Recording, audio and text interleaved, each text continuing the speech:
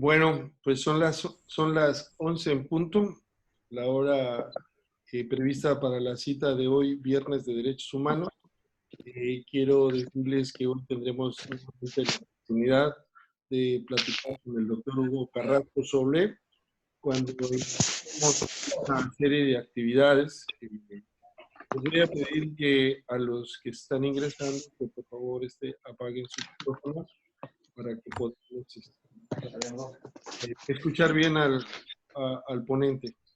Bueno, les decía que cuando empezamos el ciclo de Viernes de Derechos Humanos con la librería del Fondo de Cultura Económica aquí en Tuxtla Gutiérrez, Chiapas, la Universidad Autónoma de Chiapas, a través del SECOCICE, pues invitó al doctor Hugo Carrasco Sole para que nos hablara de un tema sobre el derecho a la protección de la salud. Este tema fue realmente muy interesante. Los que estén interesados pueden encontrar en YouTube esa conferencia que en tiempos actuales bien vale la pena para hacer algunas reflexiones. El doctor Hugo Carrasco Solé pues es profesor de la Facultad de Derecho de la Universidad Nacional Autónoma de México, nuestra máxima casa de estudios en el país, una de las principales en el mundo ranqueadas, y si no es que de las mejores en Latinoamérica. Es director de la Asociación Mundial de Justicia Constitucional en México, es miembro honorario distinguido del Colegio de Abogados Especialistas Latinoamericanos, y es una gran persona, un gran amigo, y hoy nos hará el honor nuevamente de hablarnos sobre el derecho humano de acceso a la justicia, que es un tema fundamental. Doctor Hugo Carrasco Solé, bienvenido. Gracias, querido Alfonso. Muchas gracias por la presentación, por la invitación. Para mí es muy importante el poder platicar no solamente con el alumnado en la Facultad de Derecho, sino seguir la impronta que nos has dejado de ir difundiendo el tema de derechos humanos en toda Latinoamérica. Y hoy estar en vía electrónica enlazados con la Universidad Autónoma de Chiapas, con el centro que muy honrosamente diriges. Te agradezco mucho la invitación y esperamos estar continuamente platicando con tus alumnos y con los míos y generar en ellos también no solamente el conocimiento de este tema, sino generarles la inquietud de estar siempre, estar a la vanguardia, comparando lo que sucede en distintas latitudes, para que ellos vayan ensanchando su conocimiento sobre el tema de derechos humanos, no solamente en el de derechos humanos, en todos, pero en este tema que hoy nos está trayendo a la mesa. Pues sin mayor preámbulo, quiero pedirles que me sigan a través de una presentación. Estoy abierto a que me formulen preguntas en cualquier momento. El día de hoy, como acaba de mencionar el doctor Alfonso, vamos a hablar sobre el derecho humano de acceso a la justicia. Todos tienen visibilidad de mi pantalla, ¿verdad? Bueno.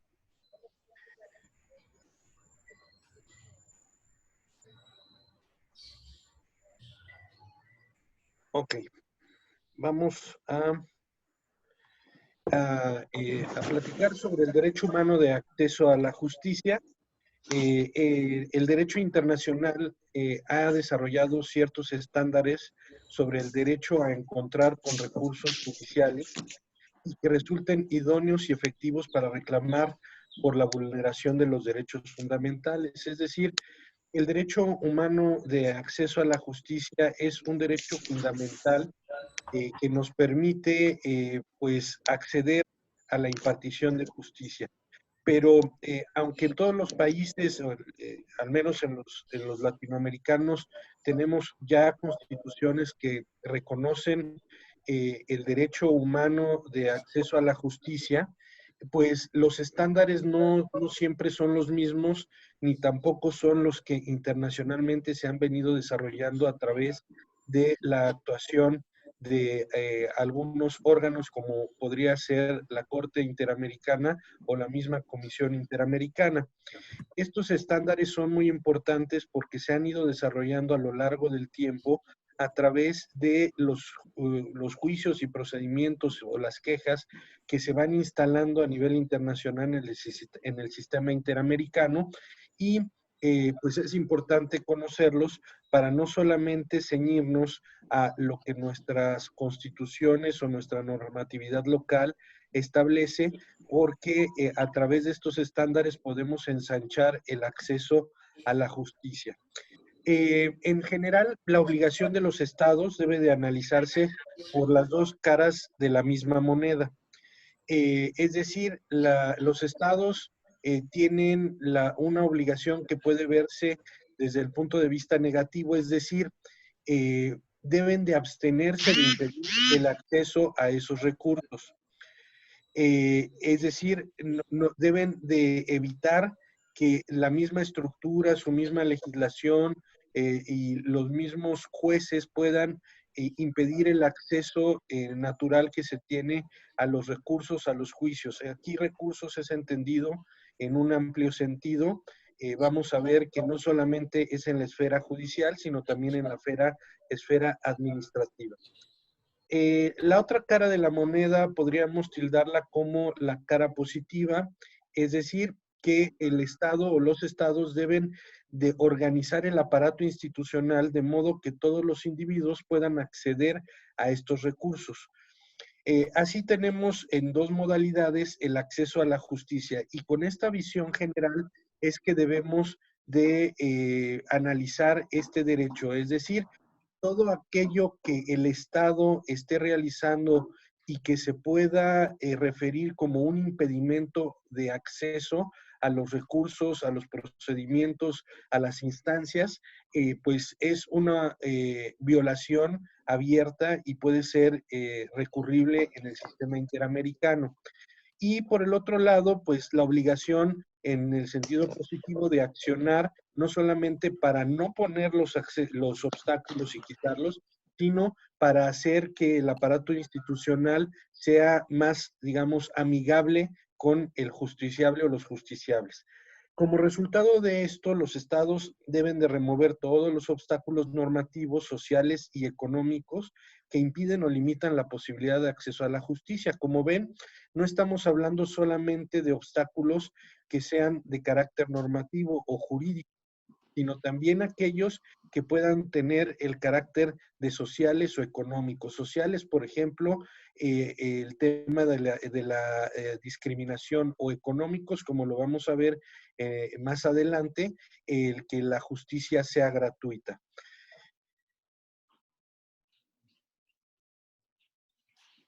El Sistema Interamericano de Derechos Humanos reconoce la necesidad de delinear los principios y estándares sobre los alcances de los derechos al debido proceso judicial y a la tutela judicial efectiva. En caso de que se vulneren los derechos económicos, sociales y culturales, conocidos como los derechos DESC o derechos sociales. 4 son los temas fundamentales o prioritarios respecto de la protección judicial de los DESC. Primero, es garantizar el acceso a los tribunales. Segundo, asegurar los componentes del debido proceso en procedimientos administrativos. Tercero, asegurar esos componentes también en los procedimientos judiciales y garantizar, por último, como cuarto elemento, garantizar los componentes del derecho a la tutela efectiva en tratándose de derechos colectivos o individuales. Vamos a hacer un breve análisis de estos 4 temas centrales en los que el sistema interamericano de manera metódica y sistemática ha dividido el abordaje de el análisis del derecho humano de acceso a la justicia. Un primer aspecto importante a analizar es la existencia de los obstáculos financieros o económicos, tratándose del acceso a los tribunales. De existir, se deben de remover para garantizar un efectivo derecho a ser oído por un tribunal. Hoy en día podemos comentar que nuestra justicia, en términos generales, la Constitución, como lo menciona el artículo 17 constitucional, en el párrafo final, dice que el servicio de los tribunales debe ser gratuito y quedando en consecuencias prohibidas las costas judiciales. Entonces, tenemos constitucionalmente en México la prohibición de las costas judiciales. Ojo, estamos hablando de las costas judiciales, no de las costas procesales. Hay una gran diferencia en ellas. Aquí voy a poner el ejemplo de cómo se accede a la justicia en Estados Unidos. En Estados Unidos, para poder plantear o presentar una demanda, se tiene que presentar un ingreso a la cuenta bancaria de los tribunales sobre una tarifa judicial, que son las costas judiciales, para que puedan darle acceso a esa demanda. En México están prohibidas las costas judiciales, es decir, los tribunales no pueden cobrar por sus servicios. Las costas procesales son aquellas que en la mayoría de los códigos procesales se establecen como una sanción a la temeridad o mala fe con la que las partes pudieran estar trabajando dentro de un juicio. Entonces, cuando pierden un juicio o interponen recursos o presentan, por ejemplo, testigos falsos, el juez o la sala, dependiendo del momento, tenemos por ahí un gallo, pongan el mute, por favor, en sus computadoras para poder tener una mejor transmisión, y solo si van a realizar comentarios o preguntas, los abrimos, por favor. Muchas gracias. Regresaba yo al tema de Estados Unidos. Allá se cobran las costas judiciales, acá en México están prohibidas y solo las costas procesales por temeridad o mala fe pueden llegar a configurar en la sentencia de primera instancia o bien en segunda instancia cuando una de las partes es condenado en todo en primera instancia y interpone recurso de apelación y en segunda instancia vuelve a confirmarse en su totalidad la sentencia. En esos casos, por ejemplo, se condena también al pago de las costas procesales, pero hay que diferenciar entre unas y otras. El otro tema que, por ejemplo, nos trae como un obstáculo económico financiero es que muchas personas, gran parte de la población, pues no tiene el acceso económico para poder pagar los servicios de abogados. Así entonces, el mismo artículo 17 constitucional y siguiendo este principio de que no haya obstáculos económicos, en el artículo 17 establece que tanto en la federación como en las entidades federativas se debe garantizar la existencia de un servicio de defensoría pública de calidad para la población y que aseguren las condiciones para recibir un servicio profesional. Y asimismo garantizar que los defensores pues tengan esta carrera profesional, sean servidores que puedan ir teniendo una tranquilidad en que no se van a quitar de su cargo por cualquier razón. Hay también, déjenme ver, hay también entonces que evitar que la desigualdad económica o social de los litigantes se refleje en una desigual posibilidad de defensa de juicio. Entonces, todos estos son dos ejemplos en los que podemos ver cómo se impacta este estándar de derecho humano de acceso a la justicia por parte de la Corte y Comisión Interamericana, en donde están hablando no solamente de tener los tribunales, sino que esos tribunales impartan justicia gratuita y que la población pueda tener acceso también a una asesoría adecuada y de calidad, también de manera gratuita. Los órganos del sistema interamericano también han determinado que un proceso que demande excesivos costos para su desarrollo vulnera el artículo 8º de la Convención Americana. Aquí el problema es entrar un poco en el término de excesivo, porque todos los que hemos ido a tribunales sabemos que hay costos, lo que podemos ir impactando en costas procesales y gastos que se van generando con el juicio, sobre todo en materia probatoria, cuando se empiezan a generar medios probatorios como periciales, o bien la necesidad de generar copias certificadas o de llevar y tramitar exhortos o cartas rogatorias al extranjero.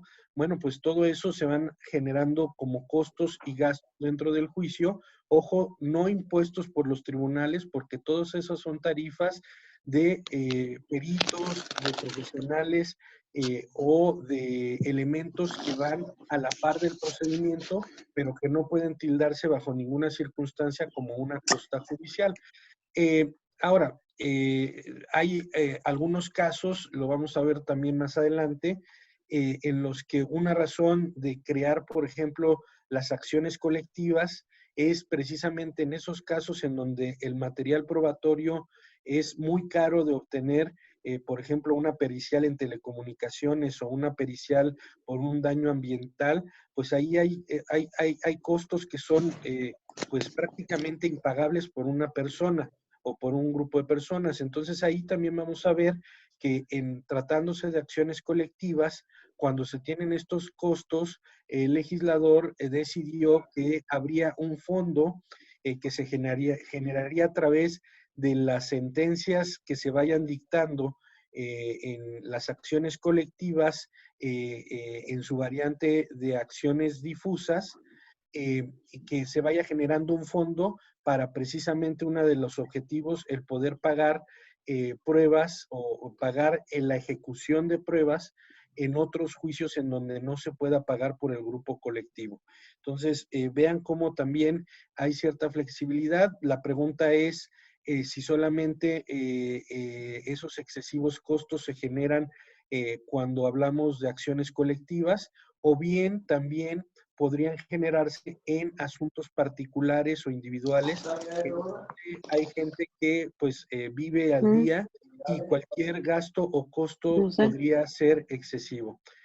El recurso judicial a la par no solo debe de ser rápido y efectivo, sino también económico y asequible. Vemos en este artículo 17 que se menciona en el párrafo que está al final, dice que toda persona tiene derecho a que se le administre justicia por tribunales que estarán expeditos, ahí está la parte de la rapidez, para que se imparta en los plazos y términos que fijan las leyes, emitiendo sus resoluciones de manera pronta. Aquí viene el concepto de rapidez y efectividad. Le llamamos nosotros una justicia pronta y expedita.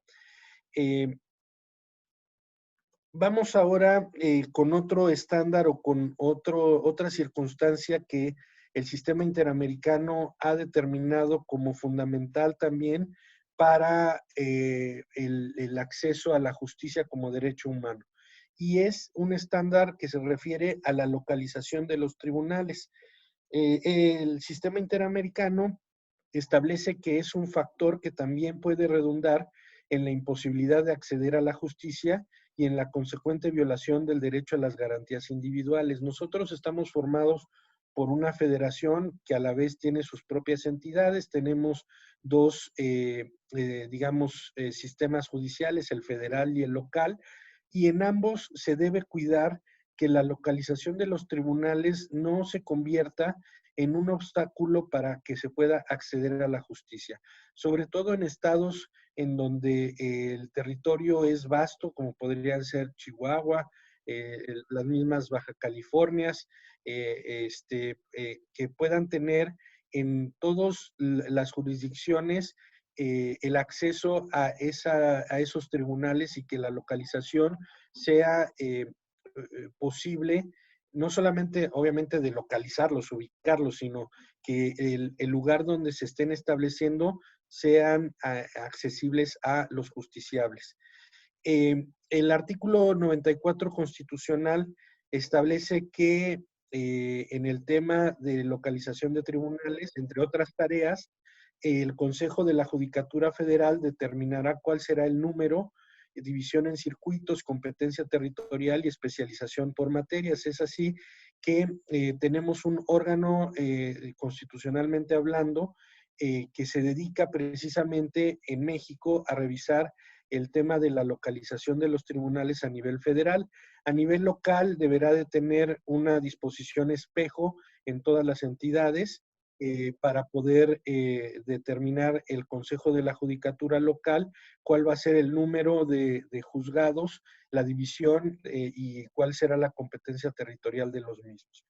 Esto se establece mediante acuerdos generales y se establecen y se crean los tribunales. Muchas veces la Suprema Corte de Justicia, por ejemplo, a través del Consejo de la Judicatura, cuando hay un problema generalizado y saben que va a haber muchos amparos en alguna materia, por ejemplo, cuando vienen las reformas en materia hacendaria, por ejemplo, cuando se introdujo el buzón tributario, pues se sabía que iba a haber un número importante de demandas y el Consejo de la Judicatura decidió crear o asignarle a un juzgado de distrito específico la tramitación de todos esos juicios de amparo, para tenerlos todos condensados en un mismo lugar, y segunda, para que no hubiera sentencias contradictorias y que en determinado momento fuera más fácil hacer la atracción por parte de la Suprema Corte de Justicia de esos amparos y dar las guías de cómo resolverlo. Entonces, la localización de los tribunales también es un factor determinante en el tema de acceso a la justicia. El sistema ha comenzado también a identificar situaciones estructurales de desigualdad que restringen el acceso a la justicia en determinados sectores de la sociedad. Por lo tanto, también ha determinado que se deben de proveer servicios legales gratuitos y reforzar los dispositivos comunitarios a efecto de facilitar a estos sectores sociales el acceso a instancias judiciales de protección. Estamos hablando, por ejemplo, de los grupos vulnerables. A esto no solamente hay que mencionar que se dé esa asesoría gratuita, sino que tenga accesibilidad dependiendo de su vulnerabilidad. Por ejemplo, si estamos hablando de personas que son ciegas, que puedan tener acceso y el tratamiento adecuado dentro de los tribunales, o ciertos grupos que puedan tener algún tipo de vulnerabilidad, darles esa accesibilidad.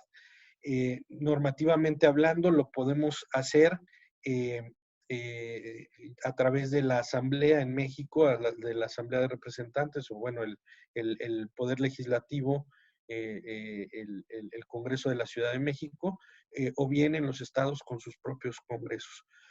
También no, hay que recordar que no debemos esperar solamente a la actividad legislativa, sino que en estos temas, cuando se identifican situaciones estructurales de desigualdad, el Consejo de la Judicatura Federal y los locales pueden intervenir a través de sus acuerdos, porque tienen la competencia y la capacidad para poder realizar este tipo de determinaciones, de tomarlas y ejecutarlas, siempre y cuando se dé publicidad de las mismas a través de sus boletines o sus periódicos o sus websites. También no basta con que la población que está con estos problemas en situaciones estructurales de desigualdad tengan acceso gratuito y que tengan esas facilidades de acceso. También es importante que el Estado piense en dar la información adecuada sobre los derechos que poseen estos grupos vulnerables y otorgar los recursos judiciales disponibles para su tutela. Es muy importante en esta era que mucho manejamos el tema de la información. La información no es solamente a través del INAI, la información también pues se debe de ir otorgando a través del Poder Judicial. Aquí estamos hablando no de información de los expedientes, sino información sobre los mecanismos judiciales que pueden existir. También el fondo del que hablaba yo en materia de acciones colectivas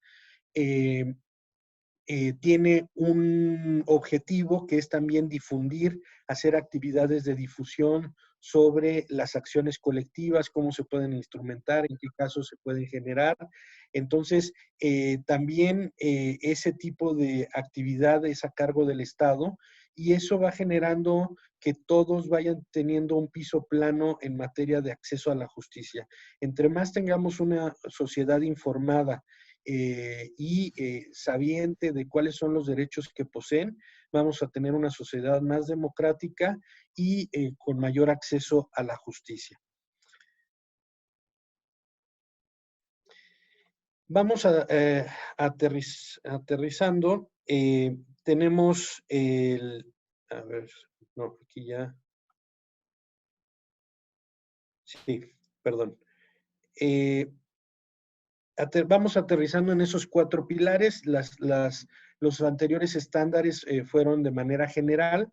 Vamos a ver los cuatro estándares o temas centrales. El primero de ellos era el tema de los procedimientos administrativos.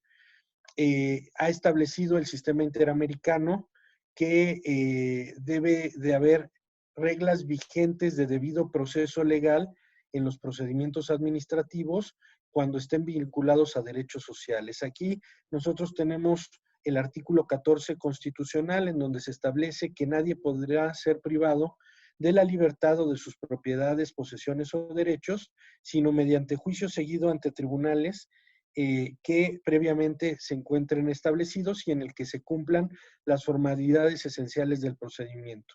Y también conforme a las leyes expedidas con anterioridad al hecho.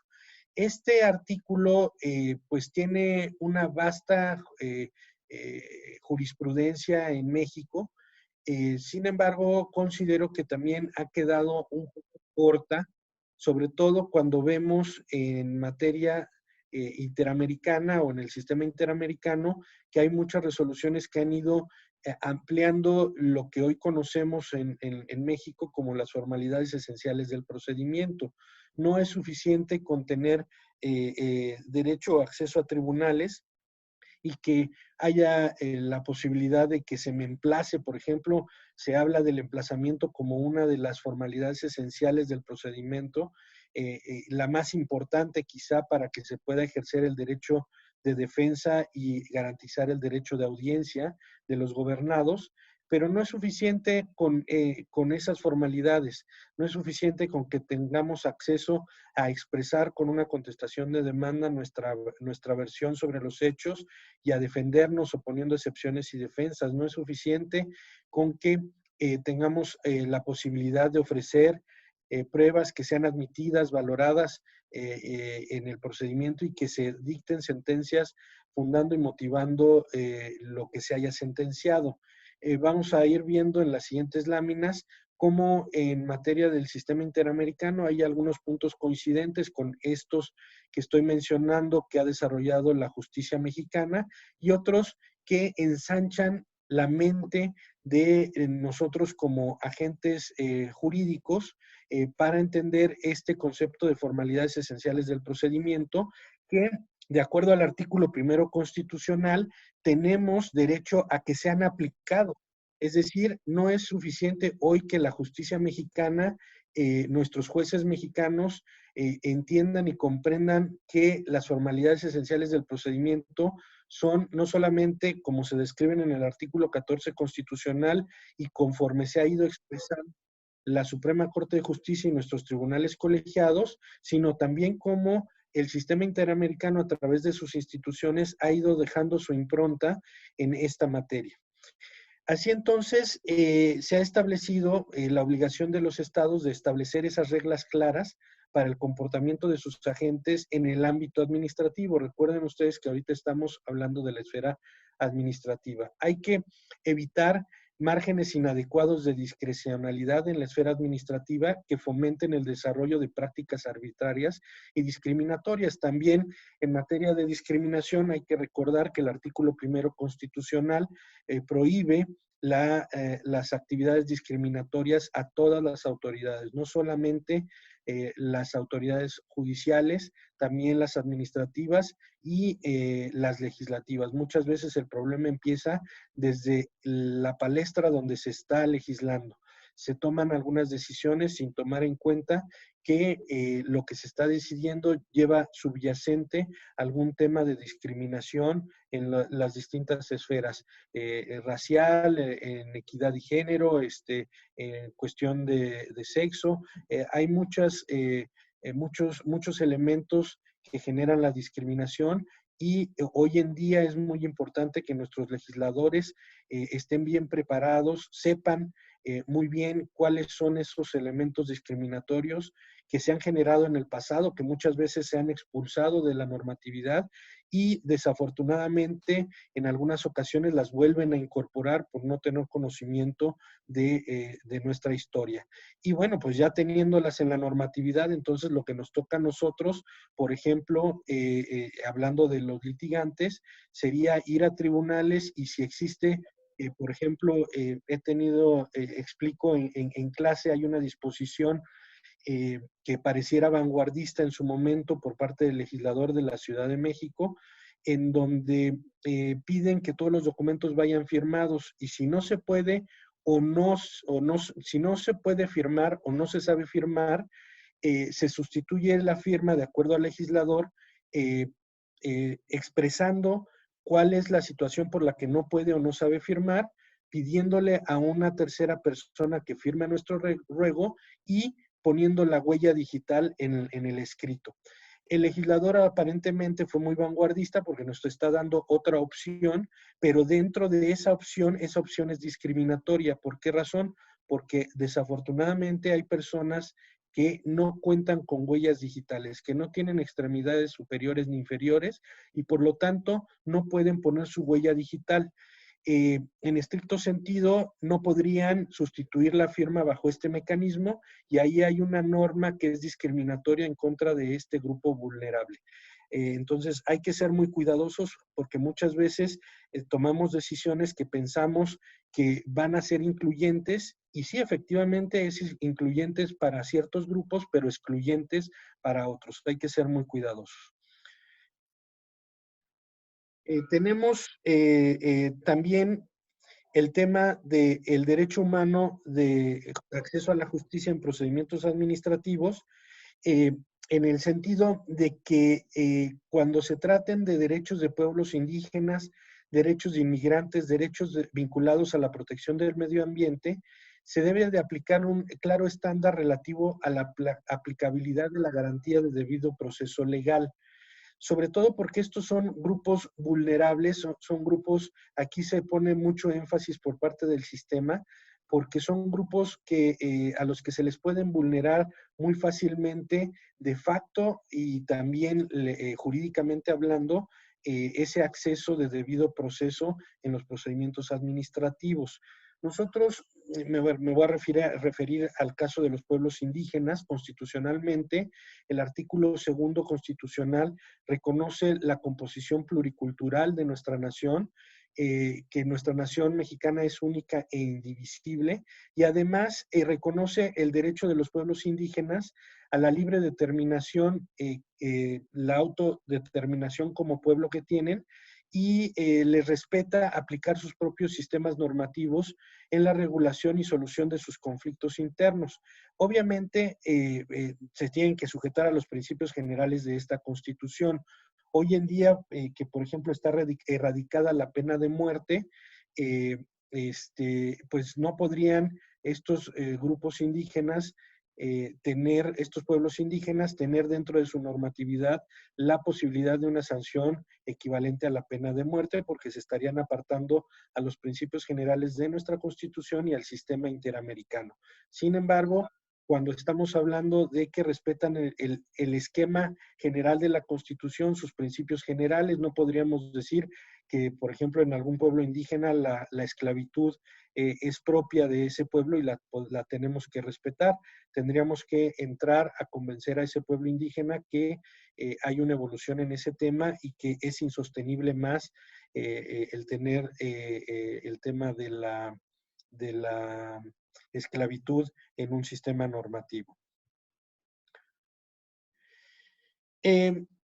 Ahondando en el tema de los procedimientos administrativos, la Corte Interamericana ha indicado que la garantía incluye el derecho a ser asistido jurídicamente, a ejercer una defensa y a disponer un plazo razonable para preparar los alegatos y formalizarlos, así como para promover y evacuar las correspondientes pruebas. Ya no bajé al sistema normativo secundario. Sin embargo, mi experiencia en materia administrativa es que existe el respeto a este estándar. Hablando del plazo razonable para preparar alegatos, en algunos casos terminada la fase probatoria nos dan 5 o 10 días, dependiendo de la materia y dependiendo del fuero, si es federal o local, para poder preparar los alegatos y formalizarlos. Este es una gran crítica que se le puede hacer, por ejemplo, en el ámbito judicial al Código de Procedimientos Civiles, porque en él no se establece el plazo razonable para preparar los alegatos. Inmediatamente que se termina la audiencia de ofrecimiento de pruebas, se le otorga en esa audiencia en donde en ese momento se están todavía generando pruebas, se acaban de generar pruebas, que las partes formulen sus alegatos y conclusiones. Y además las conclusiones deben de ir por escrito. Es decir, en materia judicial no tenemos este plazo razonable para preparar los alegatos y las conclusiones. Tenemos que llevarlas ya preparadas por si se cierra la audiencia de pruebas, tenerlas, pero imaginen, tenemos que hacerla un poco de futuristas y pensar cómo se van a desahogar las pruebas para que en nuestros alegatos y conclusiones nosotros pongamos el impacto que las pruebas que a futuro se iban a generar en la audiencia generaron el impacto que estábamos estimando. Entonces, ahí hay un área de ejemplo para el procedimiento judicial que podemos tomar del procedimiento administrativo y poder regularizar este plazo razonable en materia judicial. También la Comisión Interamericana ha considerado que la notificación previa sobre la existencia del proceso es un componente básico de la garantía. Este es el equivalente en materia judicial del emplazamiento, es decir, al gobernado a quien se le va a iniciar un procedimiento, una investigación, se le debe de notificar previamente sobre la existencia de este proceso.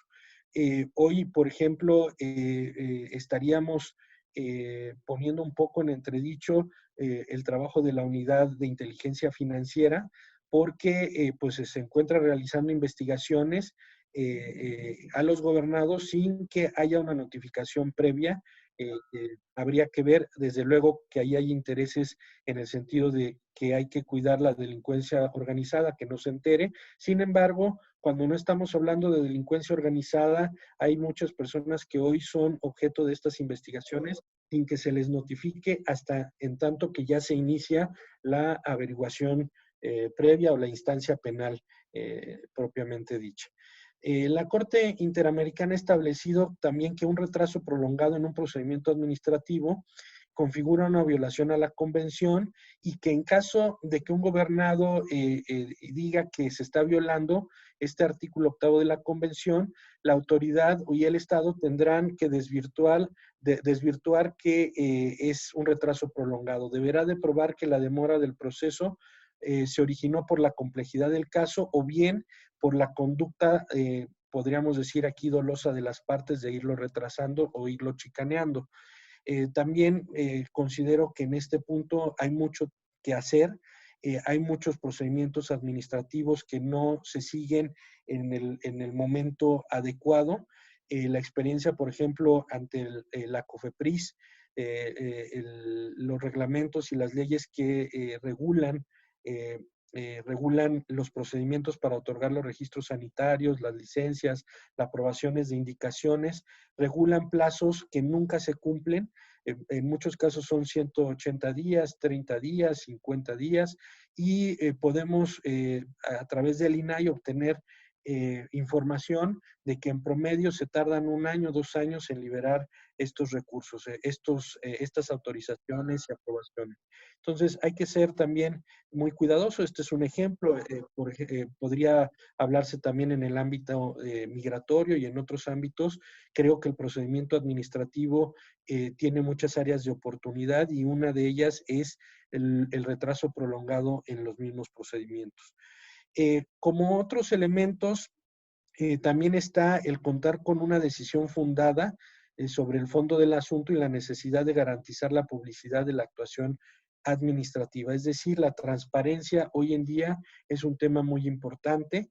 La publicidad de la actuación administrativa, creo que también estamos yendo hacia atrás en este punto, porque hoy en día en materia de adquisiciones gubernamentales, fuera del COVID, ya desde antes se estaban tomando decisiones aprobadas por el presidente López Obrador en el sentido de facultar a los secretarios de Estado a realizar compras sin seguir, por ejemplo, la ley de adquisiciones.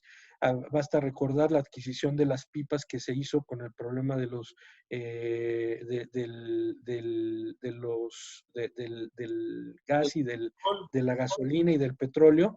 Se saltaron todas las leyes de adquisiciones y asignó a 2 o 3 funcionarios de alto rango, a 3 secretarios de Estado, y la respuesta ante la pregunta de la población, de los reporteros a López Obrador fue, es que con nosotros no hay corrupción. No se trata la corrupción de un grupo, sino de tener las leyes con la suficiente transparencia para garantizar la actuación administrativa. Entonces, por más honesto que sea un grupo, una persona, si no está siguiendo su actuación administrativa bajo reglas de legalidad, de transparencia, pues queda muy gris esa parte de honestidad. No digo que sean corruptos, pero siempre tenemos que pugnar. La corrupción y la claridad no es lo mismo, pero sí la falta de transparencia puede propiciar que se puedan generar actos de corrupción. En cambio, cuando hay transparencia, es más difícil que se generen los actos de corrupción. Ahora saltamos al procedimiento judicial. En este aspecto, como les decía, hay muchos temas que nuestra Suprema Corte de Justicia ya ha ido mencionando como estándares que debe de seguirse en cuanto a acceso a la justicia. Tenemos 2 artículos importantes, el 14 y 16 constitucionales, en donde se garantiza que los gobernados tienen derecho a el acceso a los recursos judiciales que establece el sistema interamericano. Desde luego, estos artículos existen antes del sistema interamericano.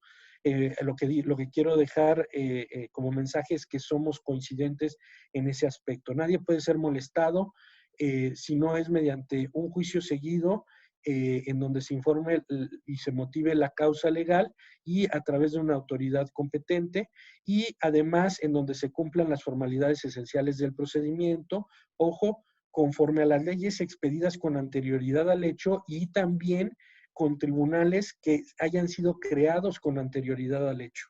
Es muy importante esto para tener un debido acceso a la justicia. Y esto pues lo tenemos en nuestros artículos 14 y 16 constitucionales. El artículo 14 y 16 constitucionales hoy en día se debe de siempre analizar, explicar y estudiar de la mano del artículo 1 constitucional, en donde se establecen varias circunstancias, varias cuestiones importantes para el manejo de los derechos humanos. Establece que los derechos humanos que estén reconocidos en la Constitución y en los tratados internacionales deben de aplicarse, así como todas las garantías para su protección. Hay una distinción entre derecho humano y garantía. Las garantías son todos aquellos mecanismos que nos permiten proteger esos derechos humanos, como podría ser un amparo, una acción de inconstitucionalidad, las acciones colectivas, todos los mecanismos que tenemos para lograr la protección. Antes no se hacía esa distinción, inclusive cuando estudiamos el doctor Alfonso y un servidor, se hablaba no de derechos humanos, sino de las garantías individuales, y eran las garantías de garantía a la educación, garantía, y hoy no, hoy son el derecho humano de acceso a la salud, de acceso a la justicia, y los mecanismos que estamos viendo son las garantías. Todas las autoridades, aquí el artículo 1 constitucional habla de todas las autoridades, tienen la obligación de promover y respetar, proteger y garantizar los derechos humanos, conforme a los principios de universalidad, interdependencia, indivisibilidad y progresividad. Entonces, aquí es donde se funda en materia judicial el control difuso de convencionalidad. Cuando hay un artículo que desafortunadamente haya incorporado el legislador local o federal, pero que sea contrario a los derechos humanos reconocidos en la Constitución o en tratados internacionales, el juez natural, no tenemos que llegar a la Suprema Corte ni a tribunales colegiados, obviamente es tarea de nosotros como litigantes solicitar la inaplicación de un artículo, no la declaración de inconstitucionalidad, sino la solicitud de que el juez deje inaplicado el artículo. En el caso que les estaba yo mencionando, en donde se establece que la huella digital es un componente sustitutivo de la firma para cuando no se puede o no se sabe firmar, si yo estuviera en el caso de tener un cliente en esas circunstancias que no tiene huellas digitales, entonces lo que estaría yo pidiendo al juez es que dejara inaplicado ese fragmento del artículo en donde se establece que debe de proporcionar una huella digital. Ahí el juez, obviamente, le estaría yo mencionando que se está transgrediendo el derecho de acceso a la justicia de este gobernado y el juez tendrá que valorar si deja inaplicada esa parte del artículo por ser contrario al derecho humano de acceso a la justicia. También en el ámbito judicial se tiene el derecho a contar con una decisión fundada relativa al fondo del asunto. También debe de haber una etapa de prueba y debate y tras estas etapas los órganos jurisdiccionales deben de razonar sus decisiones y determinar la procedencia o no de la pretensión jurídica que da base al juicio. También ha expresado la Corte Interamericana que los estados deben de garantizar que los recursos judiciales sean efectivos. Aquí brevemente recuerdo el caso de Castañeda Goodman cuando quiso hacer su candidatura independiente.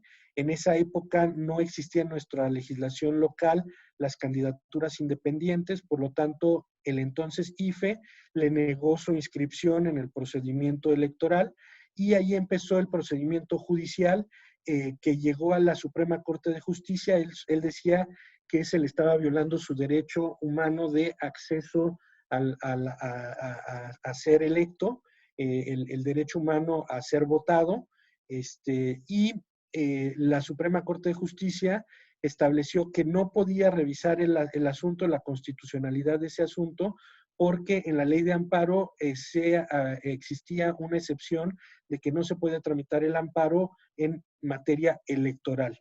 Y cuando voltea uno al sistema electoral, pues no había un mecanismo en ese momento en donde se pudiera declarar inconstitucional el que no existieran candidaturas independientes. Por lo tanto, eso le dio acceso a la Corte Interamericana precisamente porque no había un recurso efectivo dentro de la normatividad mexicana que pudiera declarar la inconstitucionalidad por violentar su derecho humano a ser votado. Ese es un ejemplo. También el sistema interamericano ha hablado del plazo razonable para que se respete dentro de los juicios. Este plazo razonable se ha manejado aplicando los siguientes criterios. No solamente se acredita que hay una violación al plazo razonable cuando el plazo es grande, cuando no se ha tenido una sentencia en 10 años o una medida cautelar durante mucho tiempo, sino también no es el tiempo en sí mismo, sino que la Corte Interamericana y la Comisión Interamericana y la Corte han determinado que los criterios para fijar el plazo razonable en sede judicial es verificar primero la complejidad del asunto, la actividad procesal del interesado, es decir, no puede venir el interesado a decirme que el juicio ha durado años si yo veo que en el procedimiento no ha tenido la actividad procesal adecuada para que esto se resuelva rápidamente. Que la conducta de las autoridades judiciales también sea eficaz o que no esté propiciando el no generar las resoluciones prontas y rápidas. También la finalidad del procedimiento judicial respectivo y la naturaleza de los derechos en juego. Este plazo razonable derivó de una resolución que dictó la Corte Interamericana en donde un padre accedió a la Corte Interamericana porque en el juicio natural él quería que se reglamentara en sentencia el derecho de visita a su hija. Esto lo hizo teniendo la hija alrededor de 3, 4 años, porque no sabía que él era el padre, se enteró después, y el juicio para darle, no le dieron acceso a esas visitas, no lo dejaron, y la sentencia llegó cuando la niña ya no era niña, tenía 15 años. Entonces, fíjense cómo aquí un plazo razonable para que un padre pueda tener contacto con su hija y pueda generar ese lazo de fraternidad, de confianza, de cariño. Ahí está la naturaleza de los derechos en juego. No se pueden tardar 15 años tomando en cuenta y haciendo alusión también al interés superior del niño sin argumentar, fundar y motivar en qué consistía, porque solamente se mencionaba que en función del interés superior del niño no se le daba acceso al padre a esas medidas cautelares. Un cuarto aspecto, aquí ya terminamos con la sede judicial, nos vamos al cuarto aspecto que manejó el sistema interamericano, que es referente a la tutela judicial efectiva de los derechos sociales, hablando de la instrumentación de las acciones colectivas, el poder defender a las colectividades a través de mecanismos adecuados. Nosotros tuvimos en 2009 la reforma al artículo 17 constitucional para añadir un cuarto párrafo en donde se establece que el Congreso de la Unión debe de expedir las leyes que regulen las acciones colectivas. En la ley se debe determinar las materias de aplicación. Se determinó que las materias de aplicación eran en materia de derechos del consumidor en su versión de prestación de servicios y de bienes, y en materia ambiental, que los procedimientos judiciales y mecanismos de reparación del daño también se deberían de determinar a través de la ley secundaria, que es el Código Federal de Procedimientos Civiles, y que los jueces federales serían los únicos que podrían conocer de estos casos. Hoy en día, el área de oportunidad es que en muchas entidades de la República a nivel local tienen variantes de acciones colectivas, y aquí el artículo 17 constitucional establece que es competencia federal y que debe de resolverse por jueces federales. Por lo tanto, se les estaría quitando a través de esta reforma la competencia originaria a la justicia local para poder legislar, y para la justicia local para poder resolver, y a los legisladores locales para poder legislar. Y no obstante, siguen sucediendo tramitaciones de casos en la sede local. Aquí ya vamos terminando con dos reflexiones. La primera, hay que recordar que el tema de derecho de acceso a la justicia no siempre es ejercitable en sede judicial o en sede administrativa. Hoy en día también el artículo 17 constitucional establece los mecanismos alternativos de solución de controversias, conocidos por el acrónimo de MASC, en donde no estamos propiamente en sede judicial. ¿Por qué? Porque los mecanismos alternativos de solución de controversias, hablando de la negociación, de el arbitraje, de la mediación y de la conciliación, no necesariamente forman parte del proceso judicial. La conciliación pudiera ser, pero por ejemplo la mediación puede ser previa. Tenemos en la Ciudad de México Centro de Justicia Alternativa, también en los demás estados de la República, en varios estados de la República cuentan con un centro o un equivalente, pero también se tiene la mediación privada, obviamente regulada y revisada por el Poder Judicial. En materia federal nos falta mucho en materia de mediación, por ejemplo, todavía no tenemos una ley federal. En materia de arbitraje, pues sí lo tenemos ahí, obviamente es fuera de la justicia en sede judicial, se acaba ejecutando en sede judicial, pero toda su tramitación es fuera de sede judicial.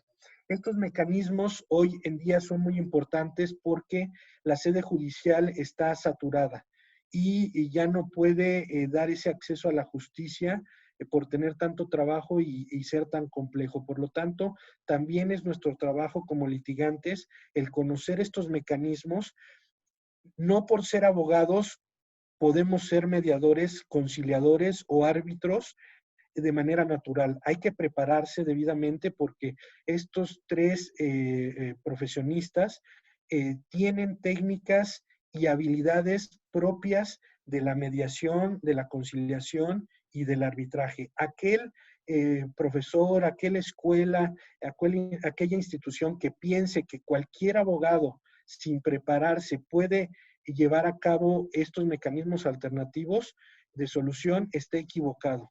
Tenemos que acercarnos a aquellos que sí son árbitros, a aquellos que sí son mediadores y a aquellos que sí son conciliadores. Reconocer nuestras limitaciones y también, ¿por qué no prepararnos y ampliar nuestro conocimiento y obtener las certificaciones como conciliador, como mediador y como árbitro para poder también ayudar al acceso a la justicia? La última reflexión que quiero hoy dejar a todos ustedes es lo que estamos viviendo hoy con el COVID. Desde luego, el tema de la sana distancia y de el no estar en la calle como medida para poder disminuir la contingencia sanitaria, nos ha llevado no solamente a que los tribunales cierren, sino muchos servicios han cerrado, pero a mí me parece que uno muy delicado es el de la justicia. Ya desde la antigüedad se decía que un pueblo que no siente que hay justicia se subleva inmediatamente. Entonces, no es posible que nuestros tribunales a nivel federal y local no estén preparados para poder tener estos juicios vía virtual, cuando hay muchos ordenamientos que ya contemplan la posibilidad de tramitar estos juicios en sede administrativa. Por ejemplo, ya tenemos los juicios no solamente administrativos, sino en el tribunal que antes se llamaba fiscal, ya se pueden tramitar juicios en línea. Pero hoy en día en la justicia local, en la justicia civil, familiar, no podemos tener este acceso a la vía virtual y la tramitación de estos juicios. Me parece que es imperante que hoy levantemos la mano, que hagamos que nuestros consejos de la judicatura locales y federales no esperen a que el legislador empiece a abrir la caja de Pandora, sino que ellos empiecen a tomar las determinaciones a través de sus acuerdos con las facultades que tienen para que se puedan tramitar los juicios vía virtual, porque el acceso a la justicia, como lo vimos en la Constitución, debe de ser pronta y expedita. Y hoy estamos hablando de que estamos en confinamiento por alrededor de 2 meses. Sin embargo, he escuchado noticias en donde dicen que viene otra oleada en octubre. Entonces, ya tuvimos este evento también hace unos 10 años con la influenza. Creo que esto va a ser el pan de cada día y nosotros como litigantes nos tenemos que preparar para acercarnos a las tecnologías, saber cómo manejar plataformas, cómo imbuirnos en toda esta tecnología y exigir a nuestras autoridades, al Estado mexicano, que se acople en materia de tecnología en el Poder Judicial y nos dé un acceso efectivo a la justicia. Pues estas son las reflexiones que quería yo dejarles. Les agradezco mucho su atención y quedo a disposición para cualquier duda o pregunta que quieran formular. Excelente, doctor Hugo Carrasco Soler, muy clara, muy dinámica la exposición. En el chat nos han anotado algunas preguntas, no sé si las quieras revisar, mientras Sí, claro. quisiera hacer algún comentario adicional respecto del tema que nos has planteado. En la mañana tuvimos una plática sobre el derecho de acceso a la justicia también con la Universidad Autónoma de Nuevo León. Y de casualidad me tocó exponer el tema sobre el acceso a la justicia y no nos habíamos puesto de acuerdo el doctor Hugo Carrasco sobre el contenido de la conferencia que nos acaba de dar, pero coincidimos afortunadamente en el último punto que es medular, que los juzgados, los tribunales, no pueden estar paralizados, no pueden estar esperando porque los problemas y los conflictos humanos no se han detenido. De hecho, el artículo 29 de la Constitución, que establece la suspensión de derechos humanos, que no hemos llegado hasta ahí todavía, afortunadamente, sin embargo, a pesar de que lleguemos a esa etapa, el acceso a las garantías judiciales, entiéndase, de todo proceso, no pueden suspenderse los derechos humanos. Pero además, específicamente, la protección a la familia, la protección a los derechos de los niños, y vemos nosotros que uno de los fenómenos que se están generando actualmente es la violencia intrafamiliar, que requiere una atención pronta y expedita de los órganos competentes para resolver estas situaciones, y que lo único que se está haciendo pues es que las personas, imaginémonos, están en su casa, tienen problemas humanos como cualquier pareja, cualquier familia, y los tribunales están cerrados.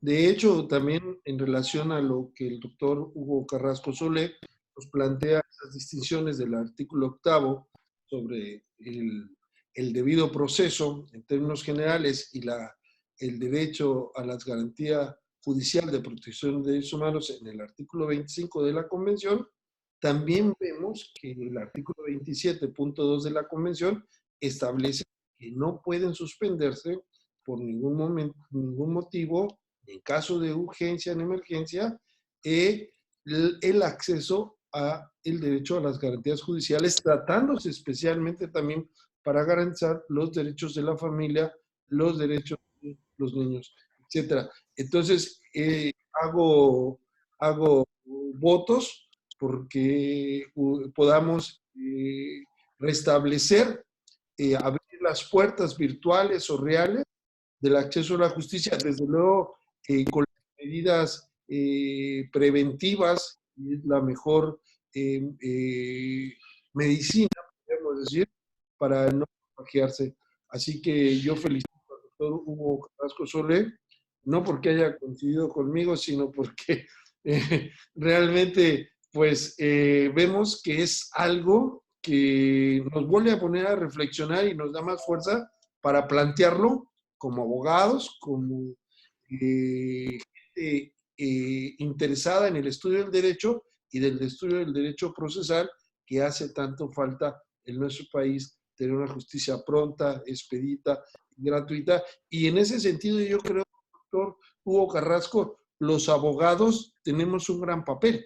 Tenemos un gran papel como mediadores entre el Poder Judicial, entre los tribunales y los jueces y las personas que requieran ese servicio de atención a la justicia. También me gustó mucho la distinción que haces, doctor Hugo, respecto a realmente profesionalizar la función del conciliador, del mediador, porque a veces los abogados queremos ser todólogos y realmente requiere de especialistas que se han preparado, que tienen la experiencia para resolver de manera alternativa estos conflictos humanos. Doctor, adelante. Muchas gracias, doctor Alfonso. Sí, me parece que el papel que nosotros tenemos como litigantes es muy importante, porque nosotros somos los que estamos operando junto con los jueces los mecanismos que se establecen en la ley, y cuando se generan estos vacíos, estas contradicciones y que chocan con los derechos humanos y fundamentales, no solamente hay que tratar de impactarlo ahora a través del mecanismo que tenemos, que es el control difuso de convencionalidad.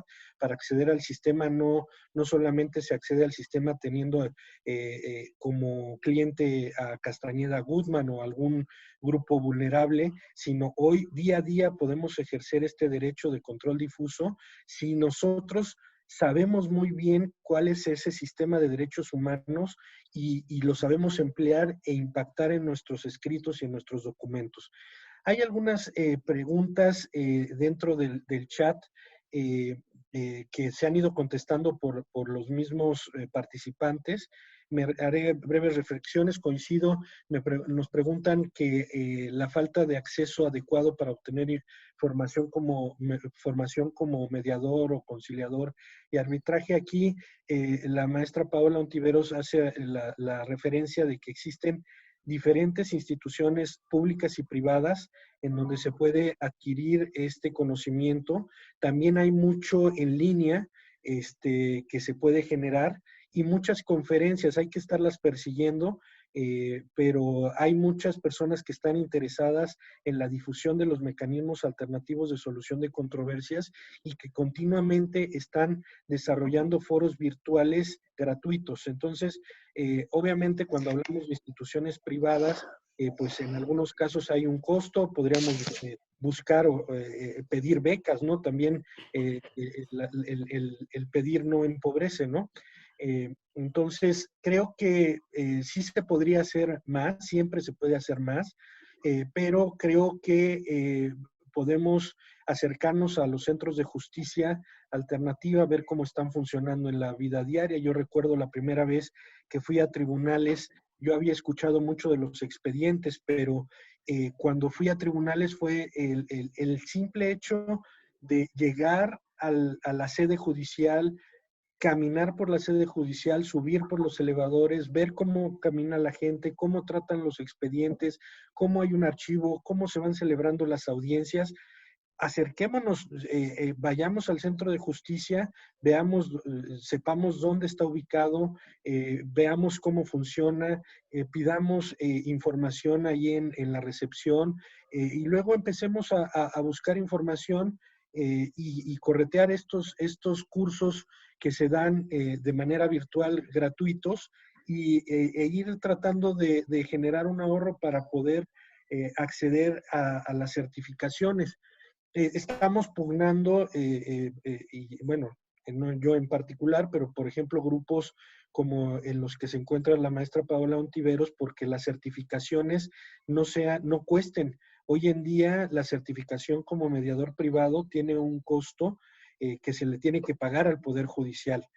A mí me parece que no debiera de tener un costo, debiera de ser un procedimiento selectivo, sí, para tener a los mejores mediadores formados, pero que no hubiera la necesidad de pagar para obtener la certificación. Sí, pagar para obtener el sello, para comprar el libro, para tener páginas de seguridad y demás, todo eso sí, pero no por la formación en sí misma.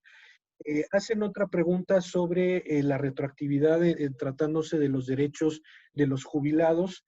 Si bien es cierto que el principio de irretroactividad también forma parte de los estándares de acceso a la justicia, no puede haber reglas retroactivas. En este caso, lo que yo he visto es que al trabajador o al que se va a jubilar se le da el derecho de elegir entre uno u otro sistema. Desde luego, si el trabajador decide quedarse en el sistema anterior, una vez que uno está cotizando lo que haya cotizado en el sistema anterior, se le tiene que respetar en ese sistema anterior. Aquí ya tendríamos que entrar a ver si con la entrada en vigor del nuevo sistema y él sigue cotizando, lo nuevo que cotice tendrá que ser bajo el nuevo sistema y ahí tener que dividir las dos cotizaciones de manera diferente, pero ahí no sería un tema de retroactividad, sino estaríamos hablando de otro tipo de derechos que pudieran ser vulnerados, no propiamente el de retroactividad, porque no el de irretroactividad, porque se le estaría aplicando de ahí para adelante la ley. También había otra pregunta, déjenme ver rápidamente, que mencionan que en la Ley de Justicia Administrativa de Tabasco, si se podría desechar, si no se firma la demanda, se puede desechar. El caso que yo les presenté es el caso en donde no se puede firmar. En la ley se establece que cuando la persona no pueda firmar, se sustituye la firma con esos tres elementos. Y al no tener ese elemento que es la huella digital por no contar con una extremidad, ese requisito no lo puedo cumplir.